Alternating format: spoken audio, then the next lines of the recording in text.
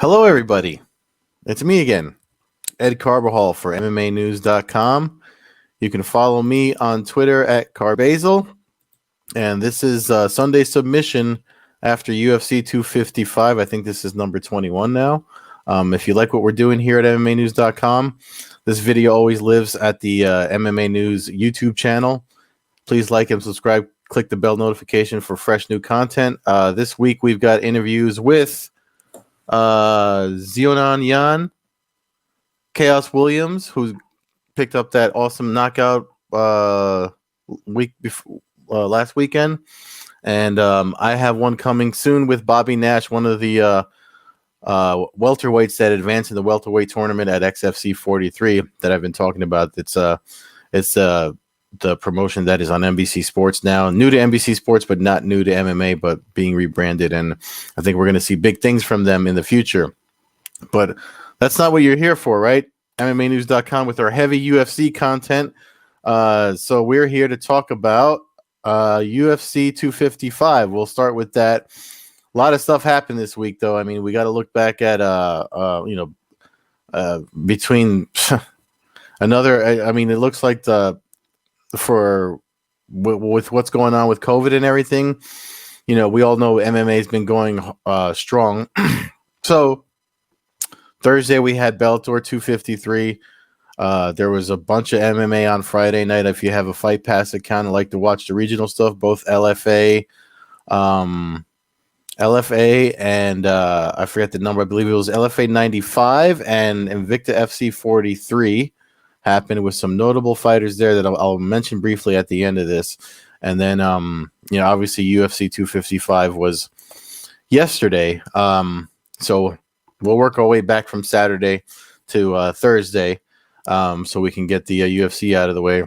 If you guys, anyone that's been following this video podcast for MMAnews.com or follows me on Twitter knows that I do a 7 takeaways piece for MMAnews.com after every UFC event.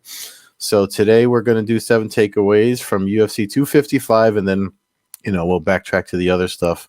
Let me bring it up here for you because that's what I'm using as my notes.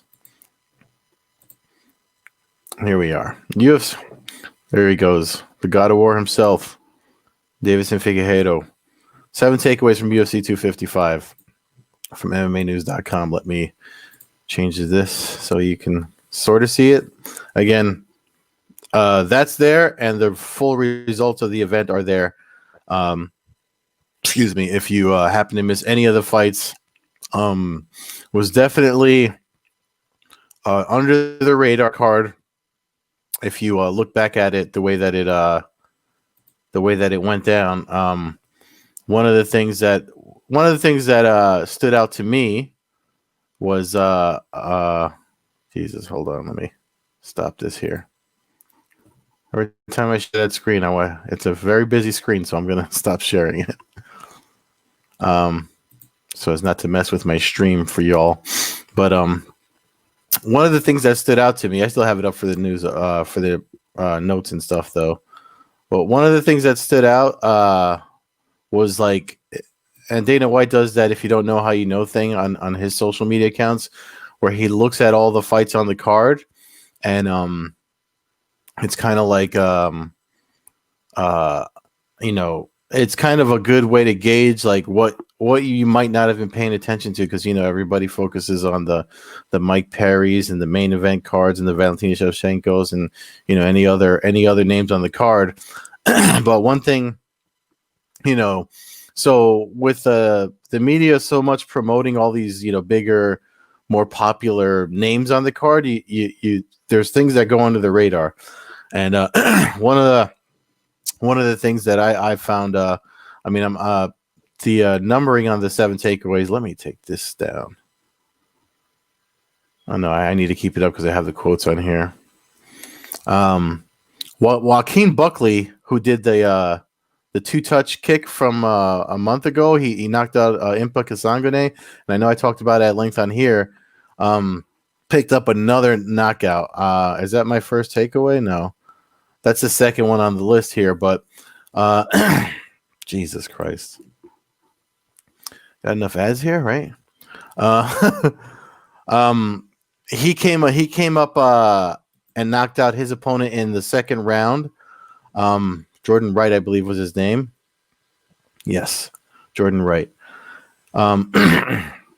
Second round, but he damn near finished him in the first round, and that wasn't like near. I mean, to me, that nearly wasn't. It wasn't pushed as much as everything else on the card. First of all, I mean, you had a lot of great fights on this card. Ariana Lipsky versus Valentina Shevchenko. I'm sorry. Right, I'm getting them the Shevchenko sisters message, but both sisters were on the card, and Ariana Lipsky fought the Antonina Shevchenko. Sorry for getting their names mixed up. And one of the things that fight went better than I thought. It actually showed a lot of evolution in Antonina, but the obviously the Buckley was there. I feel like Brandon Moreno versus Brandon Royval didn't get as much love as it should have, because maybe it's because there are two Brandons fighting each other. You could have marketed that easily, but whatever. Sorry, Jersey. They call that a Jersey cough out here in the Northeast. That fight was a flyweight. It's funny because that was the main part of the ESPN Plus card, and then I'm jumping all over the 7 takeaways, but it's the stuff that stood out to me the most.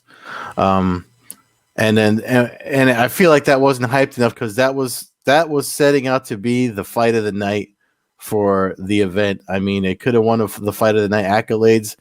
However, by now you probably know, especially it was on ESPN2, so you probably saw it.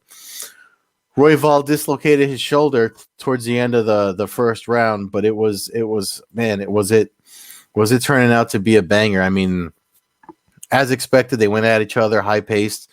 Looking at them, it seemed like Moreno had definitely a strength advantage, I want to say, or at least a mass advantage, because Royval is a very wiry, lanky guy, and I've had him on my own podcast. If you want to check that out over at Coast to Coast Combat Hour. It was before his fight at Fight Island when he took out Kai Kara France. Man, oof, right? It was Kai Kara France. I have to look back at the record, but I mean that fight really could have been something. I mean, both guys high level grapplers, high pace strikers, and Moreno got the takedowns, had him on top a lot. I don't know how the shoulder dislocation came. Maybe it went from a slam or something, or when he rolled him, because they got to the ground.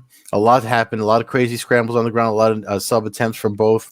Moreno did more striking, and then when they got back to the feet and they had another crazy exchange where they wound up entangling with one another, Moreno took the back and rolled him into a back take, where he tried to do a sub, and then he wound up in side mount. I don't know if it was from the roll or just the grind from twisting out of the sub that Moreno's shoulder popped loose. And it's weird because, like I said, we talked to him before. Jesus Christ. New Jersey has horrible weather, so if you have allergies, it's a bad mix. New Jersey's just bad. Anyway, where was I? When they went back to the ground, somehow Moreno wound up almost like in his half guard, or like on top of him. Moreno was turned to his side like this, and he was holding his arm, but it was his shoulder. And you can see if you watch the replay, it's actually, I put it on the 7 takeaways piece. If you look at it, I don't want to bring it up again because it seems to screw with when I'm trying to stream, but it pops out this way. You can see the bone popped out this way. And he didn't tap, but he wasn't defending himself, so the ref had to step in and stop it. And Moreno just kept punching with these weird short punches, but like adrenaline, a frenzy, if you will. So he picked up the TKO victory. But that's one that, that's one thing I'm surprised no one in the media asked afterwards. You get all these. I don't know how they pick their credentials half the time. Obviously, they get their big people in there, but some of the questions that were coming out of there was, I mean, if it wasn't, I'll say Richard writing Dana White, it was, like there's things that should have been asked. So one of the things Dana White mentioned in the post-fight press conference was that he was going to have keep Brandon Moreno and Davison Figueiredo in Vegas, because obviously we all know Figueiredo won his first round submission. I'm going to get to that in a minute. And then this fight with Brandon Moreno, who picks up a victory, and Moreno was just so happy he won. He was like, I don't know what happened, whatever. I'm there to fight, and all I know is I'm the winner. So he's the number one flyweight. The fight to make is Brandon Moreno and Davison Figueiredo. And we'll probably circle back to this before we leave 255, but I feel like if for some reason that fight cannot get made, and again, when I talk about Figueiredo, we'll talk about those ifs. But if for some reason that fight cannot get made, I believe maybe we run that back. Now, it would be some time. They want to have them both go next month, but I'm going to read a quote from Dana White's tweet after the shoulder pop and everything that happened with Royval. He said, "You'll have a 7 to 10 day medical suspension, and we'll get you back in there soon." So it depends on how bad that is. Now, if you if you're on the MMA Twitter sphere when these events happens, Luke Thomas actually tweeted out something interesting that I thought, because he talked about how shoulder separation. So you can't live your life like the way Mel Gibson did in Lethal Weapon 2.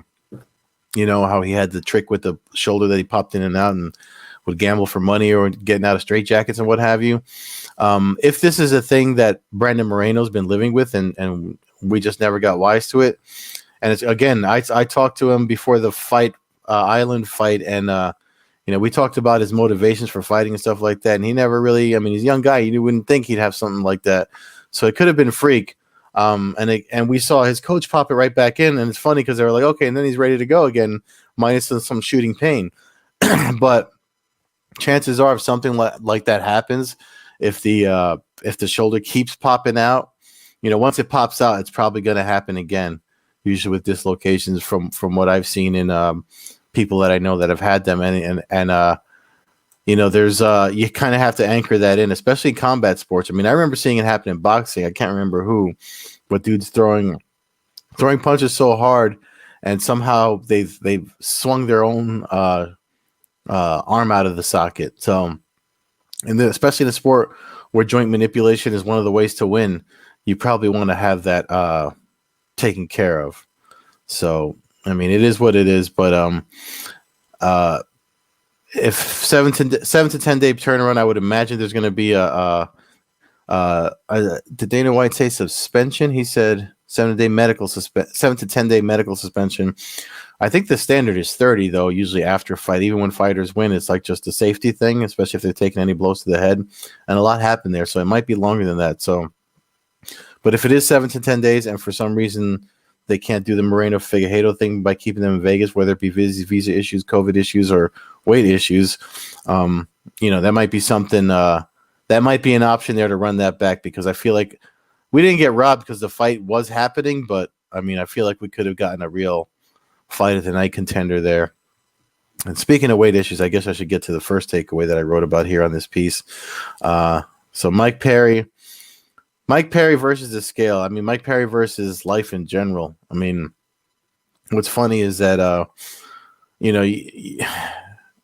questions came to Dana White at the post-fight press conference where he had to address the issues with Mike Perry and everything happening, because it seems like, and he documents some of the stuff himself on social media, never mind the eating the burgers and all that stuff, but the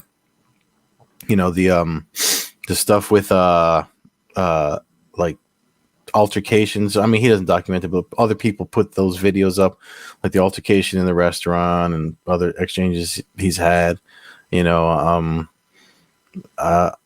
So people ask him, like, are you going to keep him around? Isn't he violating some sort of, terms of conduct with the UFC or whatever? And Dana White's take on it was like, listen, he's popular. When he does come to fight, he fights. I don't think he's missed weight before, or maybe if he has, I can't think of anything recently where he did. But the stuff going on outside of his life, it might be invading his work life, which is fighting for the UFC, a little too much, to the point that that it's going to affect what happens come to fight week. And I mean, this is how he makes his money. He had to give up some of his purse to Tim Means, and who picked up a victory against him.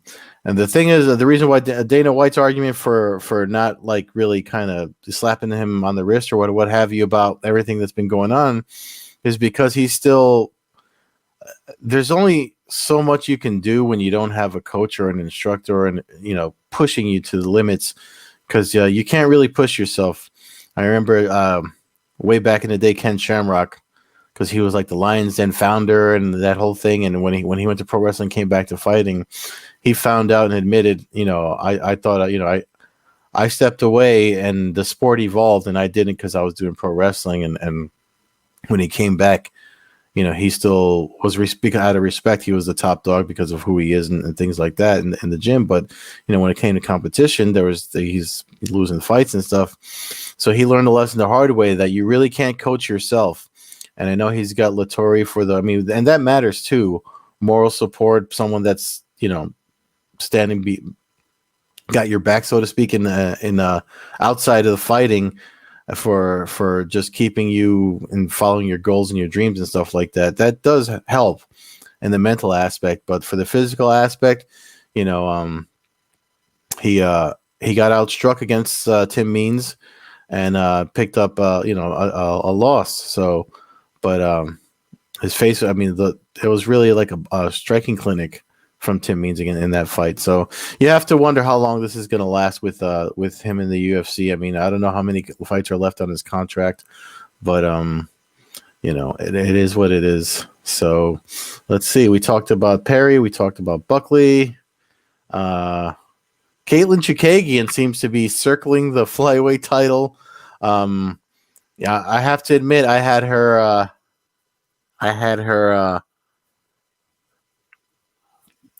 opponent picked, but I guess Cynthia Calvillo.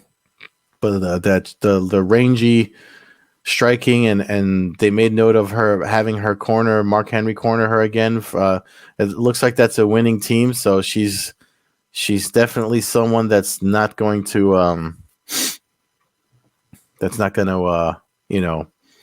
be far from another title shot. So oddly enough, they said that Dana White says Shevchenko versus Andrade is the fight to make. But, with COVID and everything happening, I wouldn't be surprised if we see Chukagian and Andrade, another, like either a rematch with Andrade or a rematch with Chukagian happen. A rematch with Shevchenko happen again. Sorry, I'm talking about Chukagian. And speaking of which, Valentina Shevchenko, so she had a tough fight. Jennifer Maia, for those that don't know, again, you always hear me talk about other promotions. She was a former Invicta FC flyweight champion, and the fight went 5 rounds. Maia seemed stronger during the fight, but it was Valentina. She's training. She's such a great champion. The transitions they would make, as especially when Maia was trying to force her against the cage, that's where Shevchenko capitalized and managed to do throws and threw the bigger or the seemingly stronger fighter to the canvas and was able to work top position with strikes and stuff like that. So the funny thing is, people like to question, she went the whole 5 rounds and blah, blah, blah. Maybe she's starting to lose some steam, but she was actually, in her post-fight interview, she was actually grateful that she went 5 rounds, because she was like, if I'm remembering what she said correctly, she was like, with the long layoff, it was nice to go 5 rounds, because it was not only was Maia a test for me and someone that used to be a title holder themselves in another promotion, but for her cardio and stuff to do a 5 round title fight and come out the winner was definitely. I think she only lost one of the rounds of the 5 rounds. It might have been the first or second round, if I'm remembering correctly. But it was definitely. Hearing that only makes her seem a great champion. Yeah, I don't think she lost any steam in that fight or whatever. It was definitely, with everything going on, if you can still have your title and defend it, and with the state of things are with COVID and training and booking matches and stuff like that, then she's definitely still legit. So that's just adds to her legacy as a champion. So another title defense in the books for her. And finally, Deiveson Figueiredo was supposed to be Cody Garbrandt in this fight. And then he pulled out due to injury. Not for nothing, Alex Perez, he definitely came to win. He didn't take anything lightly, short notice or not. I mean, was it like a month short notice anyway? So it was definitely long enough, especially these guys are always kind of staying somewhat ready. Made weight, showed up to win, was throwing kicks from hell, if you heard the impact of the ones that did land. And then he went for a takedown, which I thought he was going to get. I thought his wrestling was going to turn the tide of the fight. But then Figueiredo rolls into a leg attack, and then they get into a scramble, and then he slaps on another guillotine tight as hell, to the point that even with trying to stand up and shake out of it, it was so tight that if you rewatch it, Perez stands up, and he's almost like he's like kind of on his knees and posturing up, and that's when he taps. That's usually when folks get can pop out. But first round, they weren't too sweaty, and Figueiredo's just a beast. And like Dana White said, the thing that separates him between Mighty Mouse and Demetrius Johnson and Figueiredo as a flyweight champion is just his meanness and intensity. I mean, I hope that's not a knock on Mighty Mouse, because I still think he's the best champ that ever defended that belt in that weight class in any promotion. But I mean, you have to remember who owns the UFC. It's Endeavor's WME IMG. It was like a modeling entertainment group before they changed their name to Endeavor. So they're definitely big on images and selling, creating and making stars. Hey, that's why the UFC's as successful as they are, right? So if that's the gimmick, I mean, he does that red stripe in his head. He calls himself the God of War, similar to how Kratos has it. I got the game here. It's too far for me to get it without unhooking this, but yeah. So I mean, it makes sense, and I mean, if they put him on 256 next month against Moreno, that I think that boosts that card a little bit more. And this is what I was going to get to about Figueiredo again, but in the fast turnaround with him and Moreno. The weight issues thing, he's made weight twice, but people can't seem to forget about the first flyweight title fight when him and Benavidez had to fight for it, and he missed weight and won. He won, but people are holding on to the missing weight thing. So with that being said, he made weight for this. Actually, Cole Shelton, who did the interview with Chaos Williams, I know he spoke with Figueiredo's manager week of and found out that he was good with his weight all week right up until the weigh-in. So, but again, cutting weight so soon and so fast. I mean, I know for business and us as fans love to see these quick turnarounds, but after a while, you have to wonder how much it wears on the body. I don't know if the first time, I mean, it was a fluke for Figueiredo or what have you, but I mean, I feel like going through another weight cut and a short training camp so fast would probably lead to some wear and tear on the body mentally and physically, and you have to wonder if it would affect his title defense against Moreno if they do it in December at 256. But I mean, this was just him Dana White talking immediately after 255. Nothing is signed yet. It's just something that they'd like to do. I think they have their meetings on Tuesdays for matchmaking and stuff like that. So maybe it'll happen, or maybe they'll let these guys, get Thanksgiving's this week.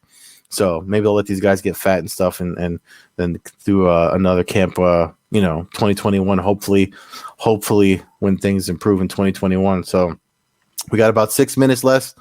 Let's get back. Let's fall back to the other stuff, that fights of note from other events over the weekend. Invicta FC 43.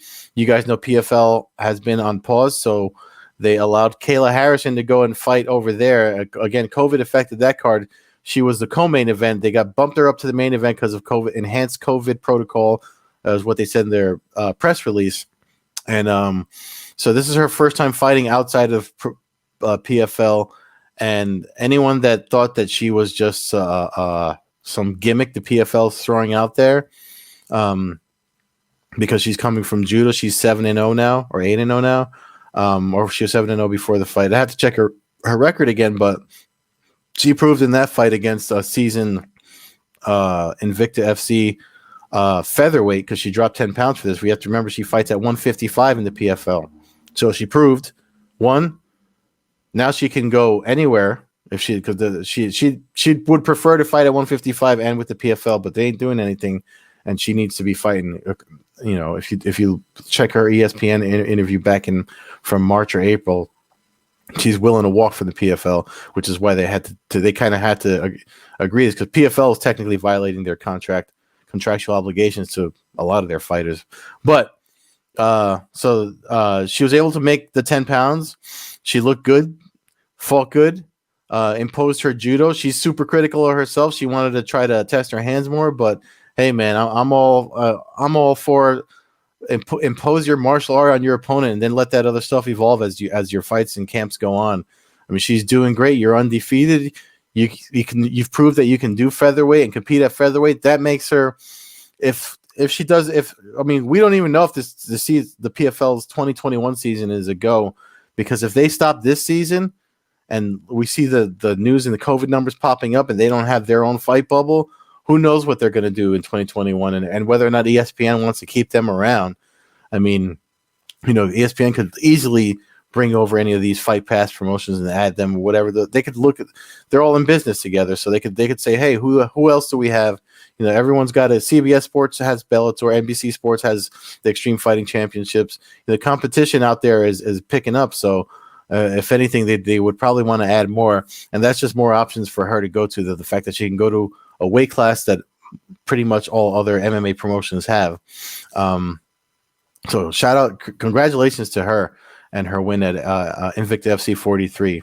And then now we got to go back to the Featherweight Grand Prix, Bellator 253, the submissions seen around the world. I was going to say heard around the world.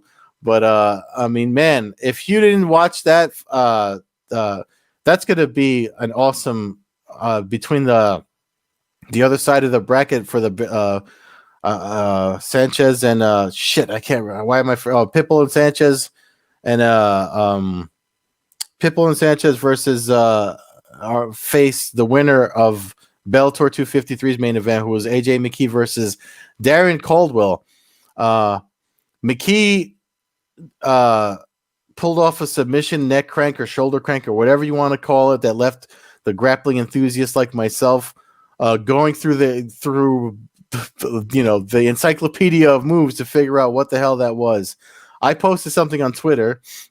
Here's my Twitter handle if you want to check it out. It's from Boss Rutan's Big Books of Combat, Volume 2, page 48, I believe it was, where he does a similar neck crank from closed guard. The only difference I saw with that was the body triangle of the legs and Caldwell's inside arms. Both arms weren't in. So he did the elbow, came under the shoulder here, and then the neck and the spine were under his ribcage. So he cranked it towards him, and Caldwell's arm was through, which made it worse. And he kept the body triangle, and he cranked it all the way, and Caldwell had no choice but to tap or suffer some type of spinal neck shoulder damage. I mean, that's getting your spine twisted up in any way. That's why the twister is such a painful submission.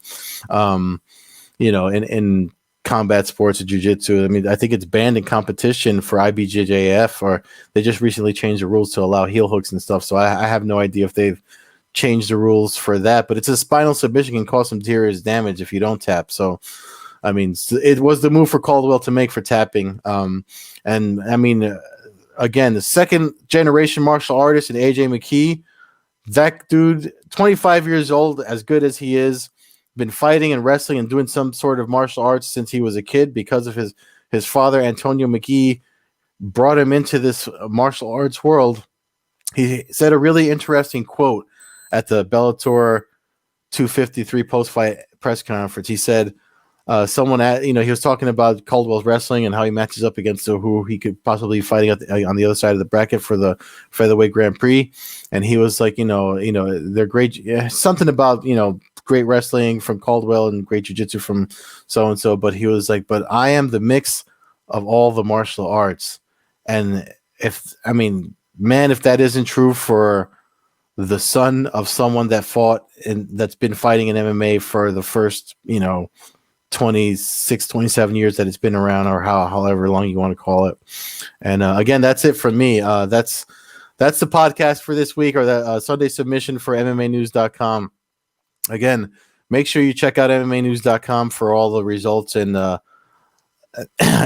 news for what's going on with the UFC, Bellator, and again, I'm starting to add some Extreme Fighting Championships content to the website. Please like the YouTube channel, thumbs up, bell notification for future content, and I already gave you my Twitter hashtag. So that's it for me. Sunday submission. Go enjoy your brunch and your football and what have you. I'm tapping out. Thanks for listening and watching.